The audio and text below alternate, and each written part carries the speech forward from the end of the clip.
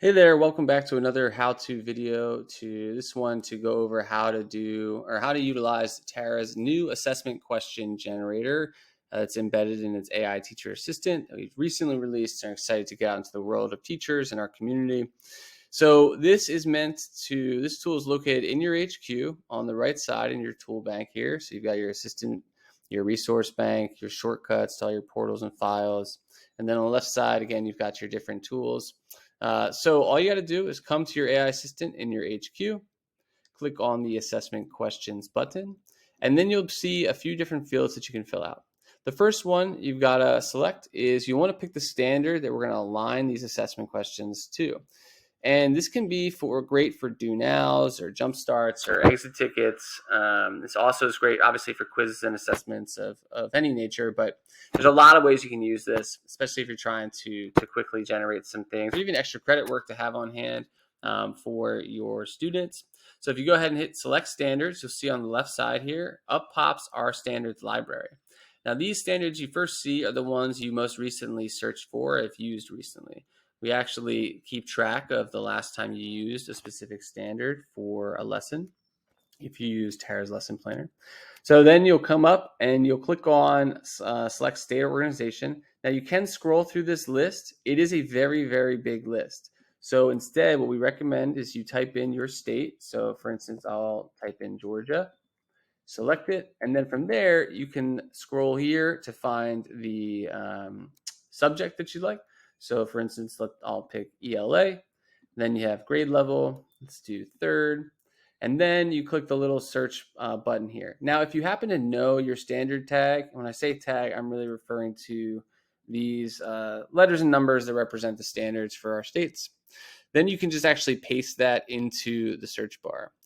Before I hit search, I'll also note that you can always save your settings. So of course, if I'm teaching ELA third grade for the whole year, it's great to save those settings so you don't have to set them every time. All right, so I'll hit search. You'll see all these different standards pop up. They go across many different pages, and we actually break them into their parts. So what you'll do is you'll just select one, and if you ever need to see the description, you just hit the little plus button. I'll just choose the first one here, and then I'm ready to go. So I picked my standard, and you got to do one standard at a time to make sure the questions are accurate. So you hit add, and now you can see it's been added over here. If you ever need to change it, you just scroll over and you can click it again. You'll see it pops right back up. But so, let me just change it to show you that we can. So I'll change it to 2 here. Okay. Now, the next thing you want to do is add a topic. Now, this is important because it really helps make the question specific. So I'm going to choose Catcher in the Rye, which maybe is a little aggressive for third graders, but we're going to go with it. And then you get to choose how many different questions of these different question types you want the generator assistant to produce. So you get a max of 20 questions. So I'm going to do, let's do 3 of each. 3 multiple choice, 3 fill in the blank, 3 free response, and 3 performance tasks. And these go up in terms of Bloom's taxonomy as well. Now you're ready to go. You hit generate. I will say you don't actually need to use all of the different formats. So if you just want to do multiple choice, you can do that. I'm going to hit generate and we'll see what it gives us. Okay, so you see it immediately does the multiple choice questions first. You've got your question, you've got your possible responses, and then you have your correct answer. If you scroll down, you can see I've got all 3 here.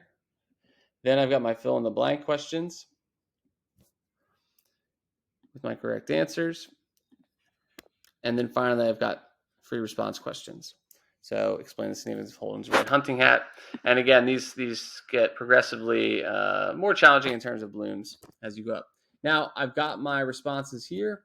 So what you can do next is you can hit this little copy button, and you'll see it actually copies the text. So now it's copied all of this text. I can go paste it into a document or an email or whatever you're trying to put it into.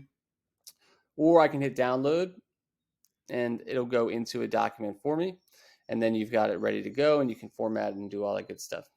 The last thing is when you want to go back, you'll notice a caution message appear. This is simply saying that it's a reminder that right now you're not saving the content you just generated. So to make sure to copy it or download it if you are going to leave the assessment question generator. Then you get back to your HQ and you can do it for another question, another standard, or you can go on using your other tools. So that is how you use the assessment question generator. We look forward to you giving it a shot and using it for all the different activities, formative, summative assessments throughout the year with your students.